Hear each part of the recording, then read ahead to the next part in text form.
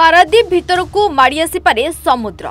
Coastal highway जोगु एबे विपदरे बंदर नगरी पारादीप। कोस्टाल हाईवे रे व्यवहार करा जाउछि समुद्र कूलर लुणाबाली। रास्ता कड़ठारु समुद्र पर्यंत सृष्टि होइछि पोखरी। लुणाबाली रे तयारी कोस्टाल हाईवे रे स्थायित्व और उपकूल सुरक्षा को नहीं एबे प्रश्नवाची सृष्टि होइछि।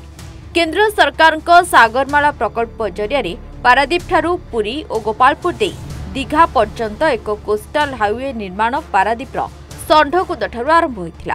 ए कोस्टाल हाईवे मूल उद्देश्य थिला प्राकृतिक विपर्यय समय सामुद्रिक ज्वाररू उपकूल को सुरक्षा देवा सहित समस्त सहर को संजोग करी एक आर्थिक कॉरिडोर तैयारी करबा।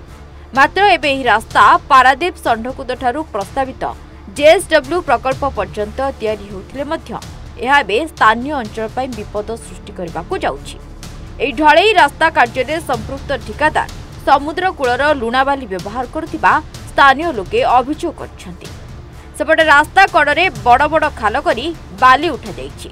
लुणाबाली रे तैयारी होइतिबा एही उपकूल सुरक्षा रास्ता नष्ट होई जनबसति को समुद्र प्रवेश करिवो बोली आशंका करिछन्ति स्थानीय लोके। आमे माने जत 19 वर्ष बात्या एठी हेतिला षंढकुद बहुत क्षति हेतिला, किछि लोक मध्ये भासी जाइतिले।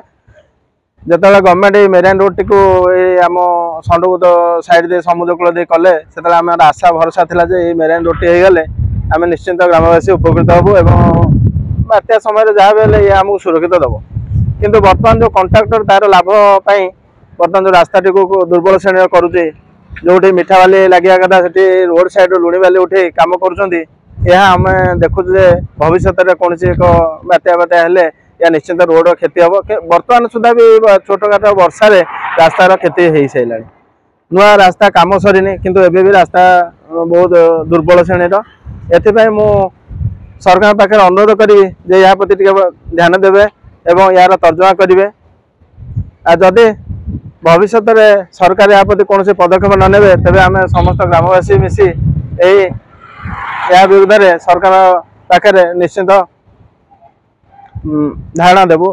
शरत राउत जगतसिंहपुर जिलार सबुठ संवेदनशील जगह हूँ उपकूलर आमर जटाधारी मुहां ठारू महानदी मुहां पर्यंत ये जो अंचल यही अंचल मध्य बृहत शिल्प गुड़िक ठिया गला आहरी अनेक गुड़े बृहत शिल्प हम बोली प्रस्ताव चली। बृहत शिल्प गुड़िक इडको कर्तृपक्ष इडको जरिया रास्ता निर्माण काम चली। जो जगह रास्ता निर्माण होती संरक्षित अंचल षंढकुदठू उपांतर त्रिलोचनपुर पर्यंत से सरकार फलक लगी। हूँ संरक्षित जंगल सेठी पोखरी खोल जाइए जंगली जीवजंतु को पानी पीवा लगी सरकार कोटी कोटी टका खर्च कर जंगली जीवजंतु दुख पड़ता विषय से ही रास्ता से ही जंगल देकी एवं विशाल रास्ता चली से जंगल उपकूल बालीकुद बाली टिकिरा गुड़ी को तड़ा जाए से रास्ता व्यवहार कर बेलाभूमि माने भूतल जल उत्तोलन कर इंडस्ट्री की बिक्री करा मध्य ओडिशा से बिक्री होता कौन खनि बिक्री होम उपकूल विषय बिक्री होती बाली आ पानी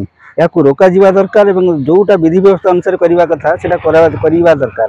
कारण पूर्व सरकार समय कौन दुर्नीति होता सरकार मैंने एमती करुले आम आशा थी सरकार परिवर्तन होगा व्यवस्था किसी परिवर्तन हम किंतु सेमती कहीं देखा मिलूनी जहाँ थी से चली सरकार सीना बदलिले कि व्यवस्था कि परिवर्तन घटूना या माने जो रास्तार काम मान एवं गुणवत्ता एवं उपकूल सुरक्षा 1999 महाबात्या भली पुनरावृत्ति नहबा भली सुरक्षा देवा दरकार। जंगल संरक्षित रहा दरकार, बाली टिकिरा संरक्षित रहा दरकार।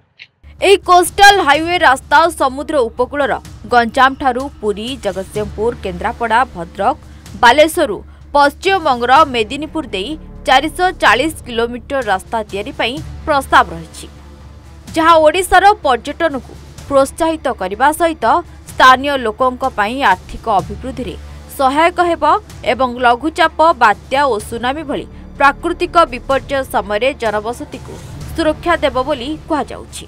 तेबे संपर्क में गणमाध्यम द्वारा लोकलोचन को आनिले यार तदंत कराजिबो एवं ए संपर्क में विभागीय अधिकारी को अवगत कराई तदंतर व्यवस्था करिवे बोली जगतसिंहपुर सांसद प्रकाश करने सहित समानक विरोध रे दृढ़ कार्यानुष्ठान नियाजो बोली कहिसंती। आज आमर भारी दुखर कथा जे मेराइन ड्राइव गवर्नमेंट जो सैंक्शन करके मेराइन ड्राइव रास्ताटा तैयारी होउची आमर रास्ताटा प्राय कंप्लीट होगा को आइला किंतु काम मझे थे आम यही प्रशासन को जनईलु तार किसी प्रतिकार हो पारा ना एवं से जो कंट्राक्टर नौ से कोटी कोटी टका लाभ करूँ कि बाली अलग कौटू आने ना यही जंगल कर बाली उठे टोटाल सनकुदू पाखु ढिंकिया जो पोस्टालीस होता कैंप से पर्यटन आप रोड साइड जंगल साइड देखो संपूर्ण बाली ट्रिप ट्रिप उठे रास्तार मिसेकी से काम करमको भारी असुविधा हम जेहेतु 19 महाप्रलय बात्यार